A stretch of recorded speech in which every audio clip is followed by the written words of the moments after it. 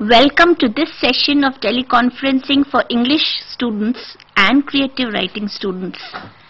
I am not new to you, and I have in the studios with me Raji Narasimhan, whom you are familiar with her. You have read her in the course on Indian English writing. She is one of the short story writers prescribed for you. I hope you have read her short story, A Toast to Herself. And but before I welcome her properly, let me just tell you in very brief about her. Raji is a multifaceted personality, I would say. She is a writer. Her novel, Forever Free, was listed for Sahitya Academy Award. It was also a prescribed text for Delhi IIT students for 10 years. And the other novels also had many reprints. Atonement, very recently, was reprinted. And isn't it great that you have here in the studios the author herself, whom you are supposed to have read? So supposed to have read. Yeah, that's very important. So hello Raji, and welcome to our Thank you, Renu. Thank you. Thanks a lot. Let me tell you, today we are going to discuss her latest collection of short stories, which is here. You can see The Illusion of Home. But for the text, these stories are not prescribed, but to get an insight into Raji Narasimhan's work, fiction, and the art of fiction and characterization, it is very important for you to talk to her, to read her short stories, and to listen to what she has to say about her stories. This is not the first collection, Raji. You had published Bela and other stories. The Marriage of Bela. The Marriage of Bela and other stories. First collection. And published by Writers Workshop. Writers Workshop. And of course she is a translator. She recently translated Maitreyi Pushpa's novel Alma Kabutri from Hindi to English. And then she is a regular translator of Raji Seth's short stories. And she does a lot of editing work for Sahitya Academy, for Katha, for many other very important organizations which are propagating Indian literature. And of course she is a woman, a writer of her own convictions, which you will come to know as you hear her speak on her stories. Well, let me tell you, this collection, The Illusion of Home, has 17 stories. 17. And you would find that these are stories about women driven to the edge of a society. They are there because of major breaks from family and tradition they have felt compelled to make in order to remain true to themselves. They try somehow to redeem the beauty, truth and poetry of life smothered in dogmas. I'm reading out from here. The women are tough.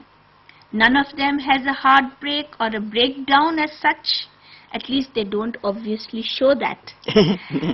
And then working at their jobs in public, engaged in private in their secret lives of introspection and self-exploration. Mind you, I'm not saying personal lives of self-indulgence. No, these are personal lives of self-introspection and self-exploration. Yes. And they weather all odds.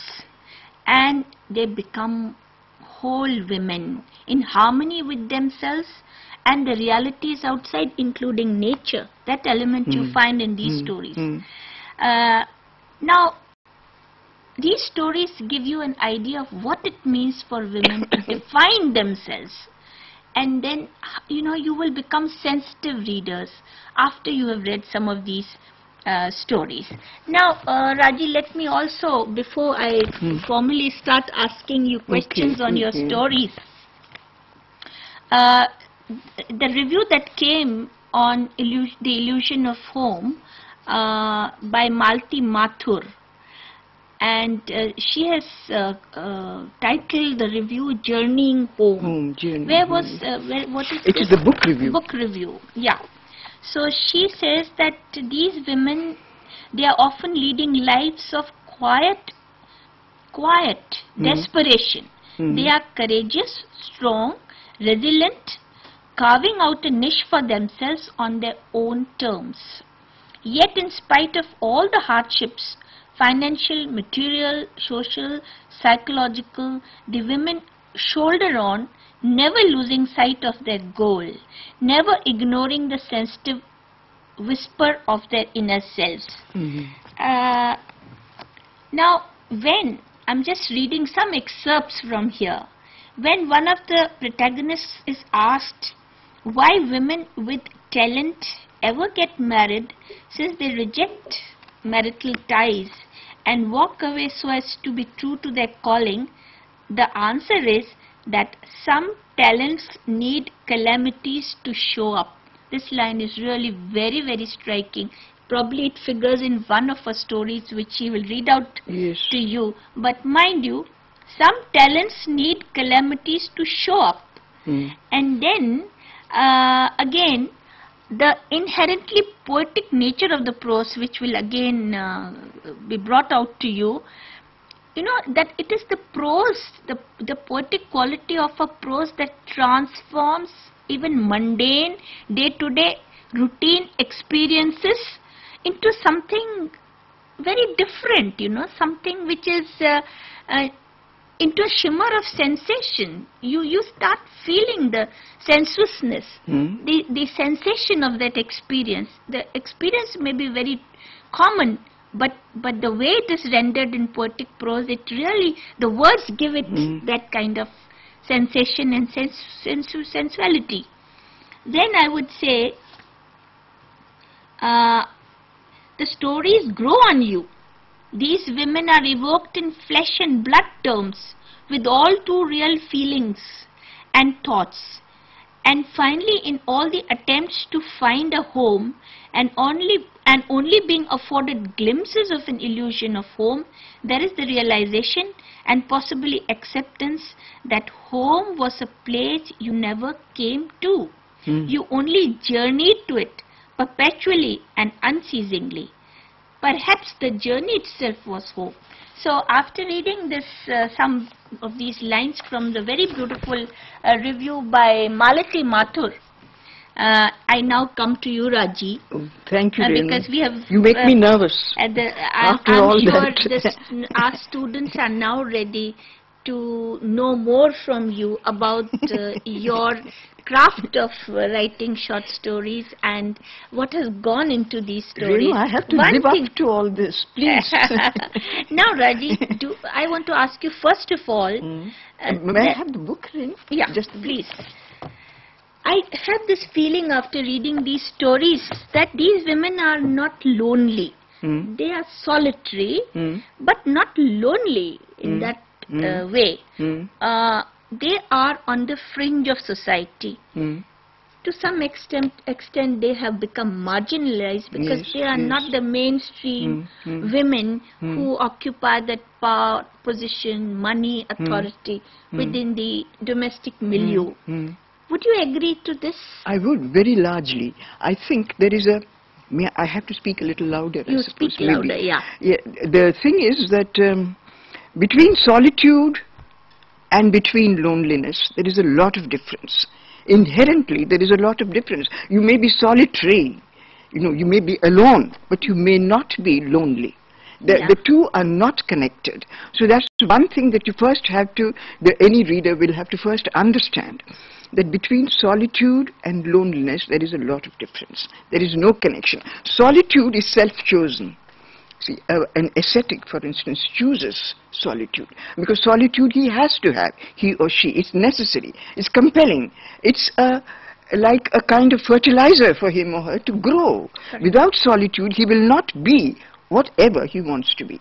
Whereas loneliness is something imposed from you. And you, in loneliness, I think, you tend to look back too much. Now these women are also looking back. We are coming to that, but they still don't qualify as lonely women. So let's. What I'm trying to say is that in solitude, your loneliness is self-chosen. You're not lonely. Your aloneness. I think there's a difference between aloneness and loneliness.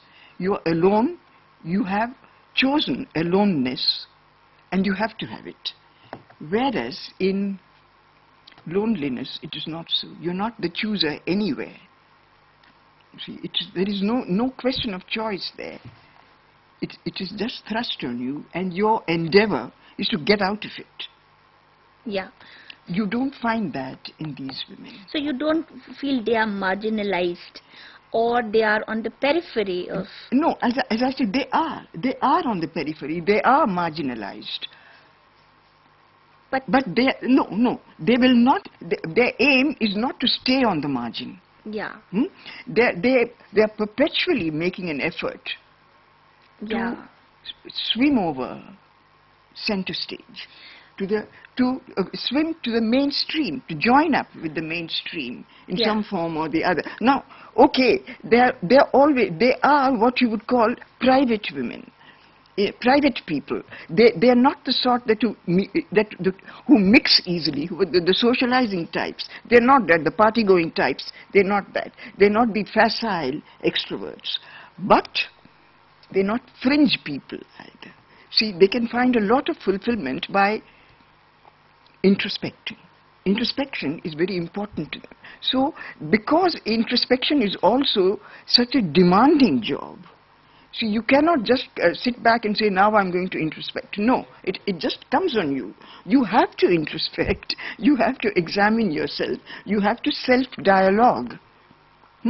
Which they are doing most of the time. They're doing most of the time. It keeps you so busy that there's no time to feel lonely. To feel lonely. If you have some creative urge for self-expression or self-introspection. Yes, and self-examination, exploration, all this.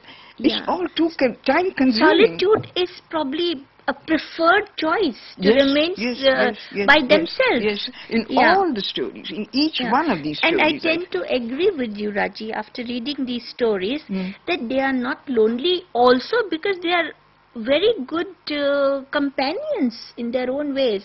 They try to come to strike very genuine friendships and wavelengths with people around them. They do. See, one of the that is something very, I rather feel that something very charming about these women in the way they can at once strike a rapport with people that we call the lower orders, people that we call the have-nots. But with them, they have a certain common wavelength.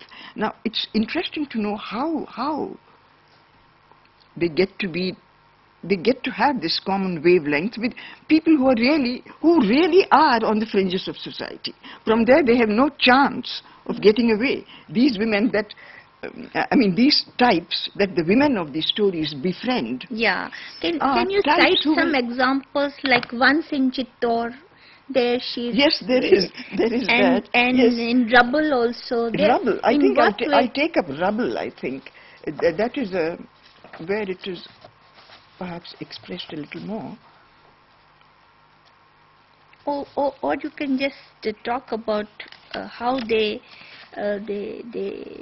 make rapport with these lower... Yes, the protagonist in the story, Rubble, her job is to somehow get an old woman who is resisting their camps are being razed, demolition. She's resisting demolition, and her job, this girl's job, is to somehow make her understand, stop the other volunteers from being forced to use violence to have her evicted. They don't want to use violence. They want to use this girl, who's supposed to be a little tactful, to somehow make the old woman understand that it's good for her if she shifted, if she agreed to the demolition. Now, the old woman is really old. She's poor, she's stinking, she's sweaty. She's on top of everything, she's obstinate. So it's a good package. Old women are obstinate in your stories. That I've seen. Why do you make women so obstinate? But let's first finish this. Shall I just finish this? Yeah. The old woman wasn't just an old woman. So this girl, the central character of the story has finally come close to the old woman whom she has to persuade. Her job is to persuade. And while she is at her job of persuasion, these are the thoughts that come to her. Yeah. The old woman wasn't just an old woman.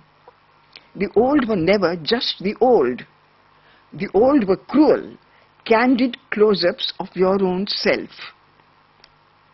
Does that make any sense?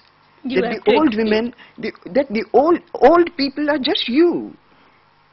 Candid, cruel close-ups.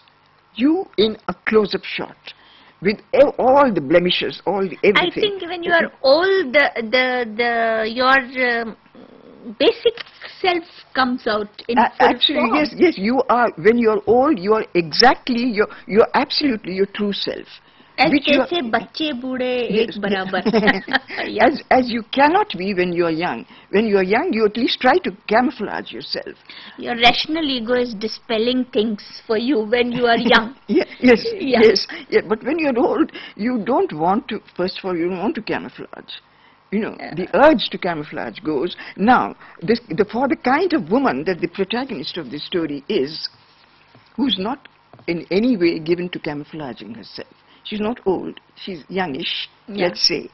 And she is studying this old woman, and this old woman seems a likeness of herself in many ways. Okay. Does that make sense? I hope it makes sense.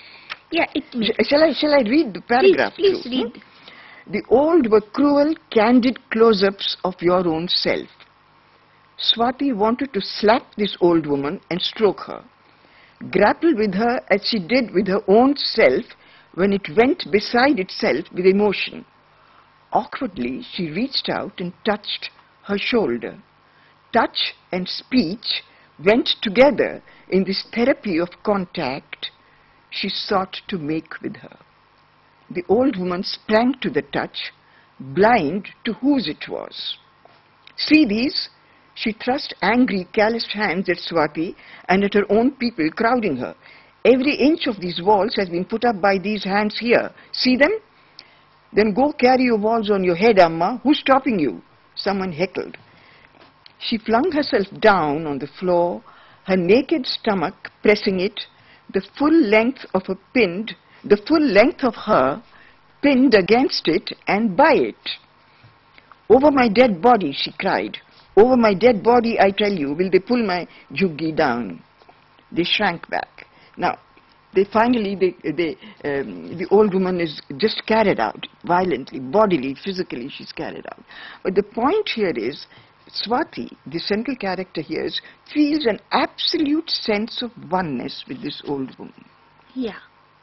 Yeah, you made your point, Raji. And that oneness is very important because that it's a sort of consolation for Swati also. Yeah. What do you mean by the title, The Illusion of Home, Raji? Because we have understood that these are women who are on the periphery, who have chosen to remain in solitude and have their own conviction, their own thinking, and they are self-introspecting. But what do you mean by illusion of home? I think what I mean is, home is really not a house. Just as there is a difference between solitude and loneliness, there is a difference between house and home. Yeah. A house need not be a home, whereas a home perhaps need not be a house. And home could be even mental space. Everywhere. And if it is not there within you, it is never outside. Yeah. It is never outside. Yeah. And it has nothing to do with the physical boundaries. No, it is not. It is not physical. Nothing physical, really. But it's very surprising. Although it is not physical, it gives you a sense of physical well-being. Well-being, yeah. A roof over your head. From the abstract to the solid to the concrete is, I think, it's always a kind of a journey in there life. is a story in this ground floor flat. How does that convey the image of home? That ground floor. I'll tell you how. You see, this woman, the protagonist of that story is wanting a flat or a house which is close to the earth. Yes. Now, the earth here has a symbolic meaning. It means the earth on which you can put your feet firmly. It means something firm under your feet. That brings me to this point that these women are very down to earth. Down to earth, because yes. their means are very meager, their requirements are also very few, and they survive with bare minimum subsistence. So they are earthly creatures, you know, they don't, I feel there's something to do with the way of life. With the Spartan living, you think? Yeah, they are firmly rooted. You think being Spartan roots you to life? Yes. Roots you to life? Is that so? Is that what you think? Yeah. To appreciate life better, I would say. Perhaps, in some ways. Yeah. But it's not just that they want. They want something poetic also. Yeah. They're really poetic women in many ways. Not that they write poetry, it's not that. No. But they have a poetic attitude and a to life. sensibility. A sensibility. They are in quest of beauty. Yeah. Not beauty, you know, the film star beauty. Not the sensuous and the physical and anybody all like that. But higher beauty, I would say. Beauty of perhaps language. You know, the way you put things, the way you express things, or the way you react to things. And then goodness in people. Goodness, yes, good. Authenticity. Yeah. When there is no sham. Coming back to the story. Which one? Ground floor.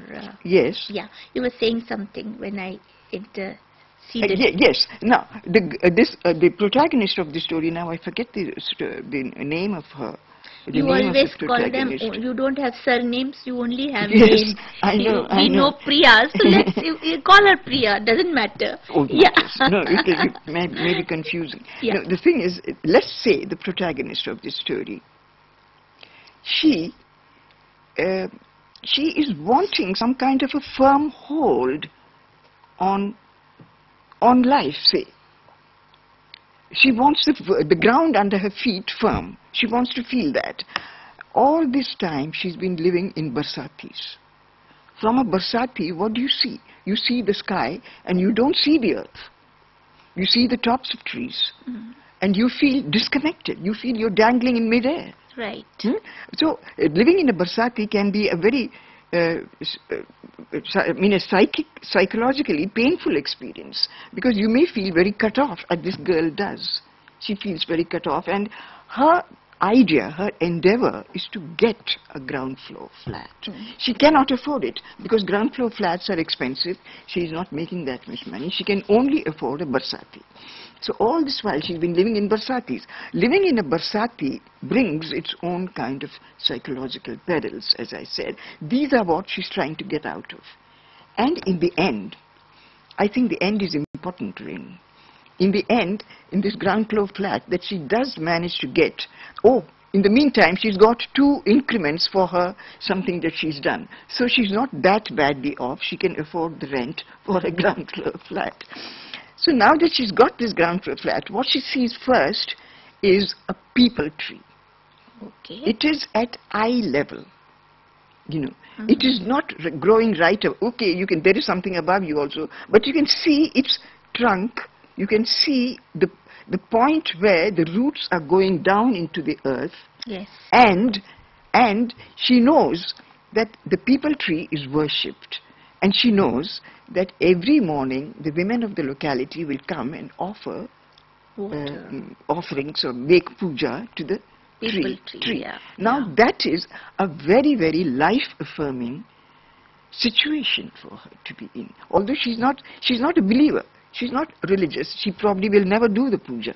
Yeah. But it's nice to see that this kind of a thing is happening, and she's somehow able to look at it. She can participate in it without participating in it. Yeah. You see what I mean? Yeah. Yes. You can be a participant without actually being there, being in it, being in the ritual. Yeah, that's what I feel very... Yeah, these are, and that's one of the reasons why they're not lonely. Yeah. Because they're really, by nature, they're participative. Yeah. That is, I think, a little bit of irony there. They have cut off from everything. You see? And therefore the illusion of home. They have the illusion of home, of course, but they're also participative. You see that? Yeah. What about the mother figure in your stories? Mother comes out very dominating, very she is powerful, dominating. even though she is not earning. She is not economically viable. No. In what way the mother is emancipated, or the woman in your stories is emancipated? How would you describe two things, the mother's role and woman's emancipation? Yeah. See, the mothers are all very, very dominant dominant women, not dominant, perhaps dominant, powerful women, and they are dominant in the story that is there included in the course. Priya, remember Priya and the mother. We'll recall the story again if we have time, after we've finished probing Raji with her vision of the protagonists or women in her stories, but we will come to the story last of all. Now let me go on with what the mother is a very powerful figure, and it is very important for the mother and the daughter to be confronting each other. That is a very important part in the unfolding of the story. Without this kind of confrontationist stance of the daughter with the mother, of the mother with the daughter, the story will not develop. See, that's very important. So the mother plays a very important role, I think. I think without the mother, story will not be there. Which other story has a powerful mother figure besides the toast to There is a story called Cat. Yeah. Cat. Now, that story is about a girl who has to leave home. She can. If the mother were willing, she would have kept her. But the mother is not willing to keep her. She said, now the girl has got into some kind of a trouble, because I don't know if you can call it trouble. There's been something between her and a boy, and it has broken off, and she's in an emotional mess, in a mess. But somehow, Raji, excuse my saying so, but I feel the mothers are little Marxist kind of mothers. How do you mean? What I mean is that they don't mind their daughters living on their own, provided they earn enough money. Yes. But because they are not earning as much as a taxi driver, like in a toast to herself, the mother tells Priya, and the mothers are. The mother is managing on a pension of some kind, and she's so scared that Priya will, helpless, that Priya will become a dependent on her and may use that money. So if the women were rich, so money becomes a consideration for mothers to prevent them from taking the route. Route of just living, conformism, marriage. They are insisting that they remarry, and then they have the safe security, secured life. Yes, I haven't looked at it that way. Yes, you can say that the mothers are selfish, downright selfish. In the sense that they just want their little bit of money safe. Safe from other hands, kept safe from other hands. But at the same time, they understand the strivings of their daughters. Yes, they are well-wishers of their daughters. They understand the predicament their daughters find themselves. Yes, in this last story, for instance, it's surprising how much empathy there is, the girl has with the mother. Although the mother is telling her, she's being very stern, absolutely disciplinarian in her own way, you know. In a way, the mother sees herself in her daughter. Vice versa. The daughter also sees herself in her mother. The daughter is just say, some kind of a some understanding is there. replica Yes. of the mother who, if given the circumstances, would have lived a life of the same kind. Yes, of the same kind, Yeah. and the daughter can sense it. Yeah. You see, in one or two stories, I think it's even made explicit. When the mother says, I wasn't even fit for a sweeper's job when I wanted to leave, Yeah. because I was Brahmin. Yes. And the hospital people would not have a Brahmin woman as sweeper. I was overqualified for my job. Yeah. Would you call your women free women? Because they have associated the ties with the... Though they have disassociated themselves. Yes, okay. But they remain a very burdened lot, because they have to strive on account of the financial constraints, on account of social constraints, on account of not being able to propagate their ideologies openly. They're only introspecting and musing and thinking, to themselves. Aren't they little burdened women? They are burdened. Yeah. But it is inevitable. Yeah. Now, how do you become free? You don't become free by a stroke of the whatever, by a stroke of the hand, or by a stroke of the knife, or simply cutting off connections, cutting off associations. It is not simply a question of cutting off. It is a question of rebuilding. You've given yourself space. Now, I look at it this way, that all these women who cut themselves off have procured space for them. They've got space. They have space. Yeah. In the sense that they can live they can, theoretically at least, they can go and live wherever they want to. But they have to make it a habitat. From space, they have to carve out a habitat for themselves. Between space and habitat. That is, again, it's a very jargonish word, binary, say. No, the opposites. Just as solitude and loneliness are binaries. And home and house. Home and house are binaries. And so now habitat and space. Space. Yes. Space. Habitat, of course, requires space. An illusion of home, because they want to have an habitat. Yes. But remains... that is going to be a tough problem. It is not going to be solved easily, but they're not going to give up. That is why, because they're not going to give up, they are going to just struggle on, and they will. That is one thing about these women, I think. You always feel that they're on the verge of something else. Yeah. You feel that in some review I read, that there is an air of imminence about these stories, that something big is about to happen. Always. It will happen. You cannot say it may not happen. It will happen. You somehow feel, because there is so much faith in these women. They're not without faith. They're not hopeless. They're not without hope. They're not despairing women. Yeah. You see, they never sit down and shed tears. No. They never do that. And they're active. They're on their toes always. They have to live by their wits also. Their creativity, their wit. And then they have to survive. They are bent on surviving. They don't have any death wish.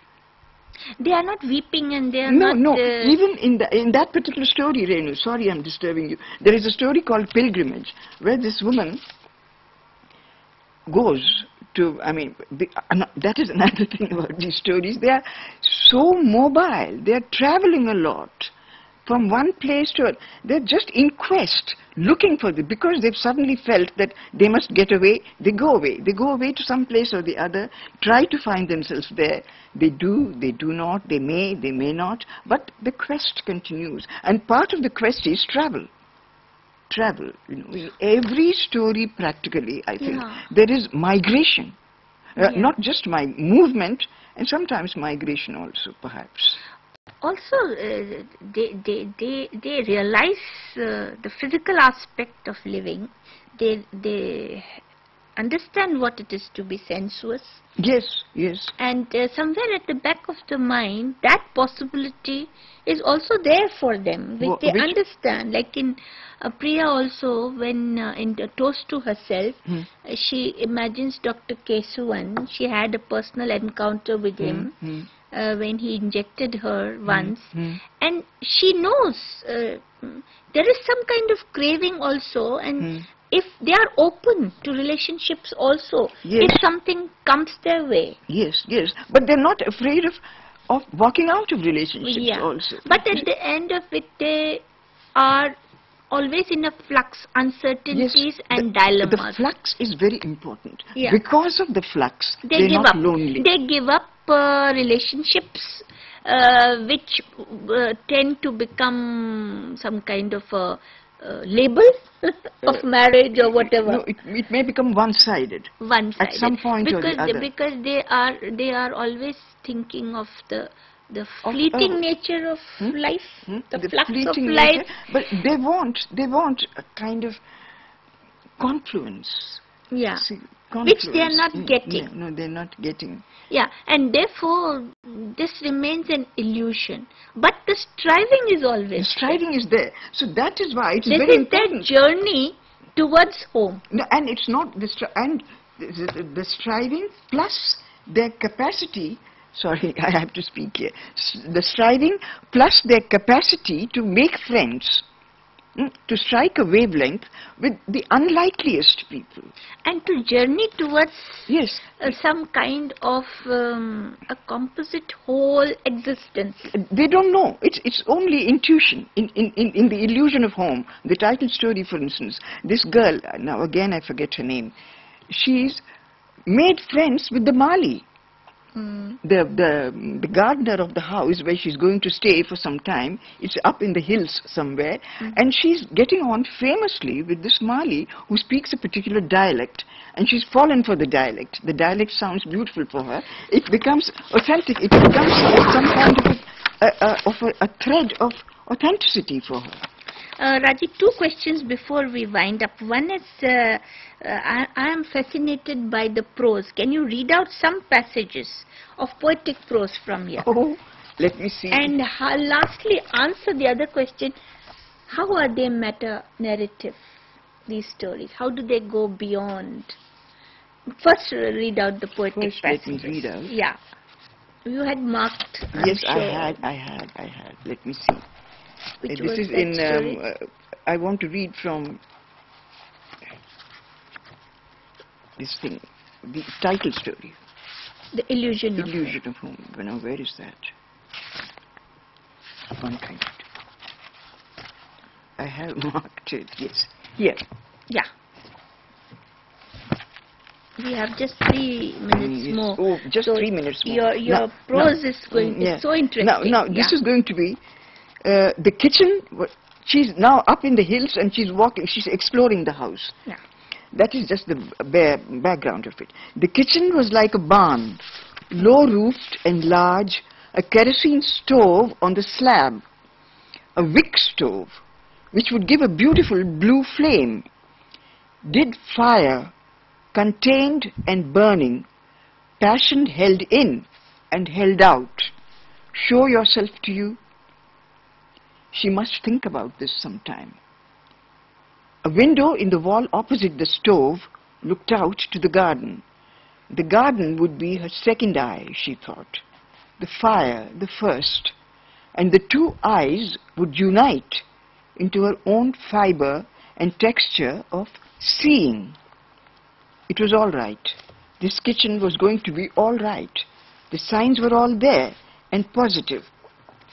Just one shot. Yeah. Is it? We have just Time? about 2 minutes. Yeah. She moved towards the center of the house where a square patch of floor lay at the foot of the sofa. A copper-hued morning glory pushed its head through the mosquito netting across the window. The mouth of the flower opened full and straight into the room, affecting the silence reigning there. Was the flower speaking? The flower has got its mouth open, and you get this feeling that the flower is speaking. Yeah. She could find out by putting her ear to the mouth, she thought, but she couldn't actually bring herself doing it. Now, the things here are that she feels that the fire is an eye, is one of her eyes. The garden is another eye. The fire and the garden becoming two eyes. Yeah. What does it mean? Yes. So we you have read the story A Toast to Herself, and today what we have done, we made you do some kind of meta narrative. We have gone beyond that story. We have talked to the author herself. We have also delved deep into some of the other stories of this, The Illusion of Home. Who are the publishers? Pramila and Co. Pramila and Co. In association with somebody. Bibliophile, South Asia.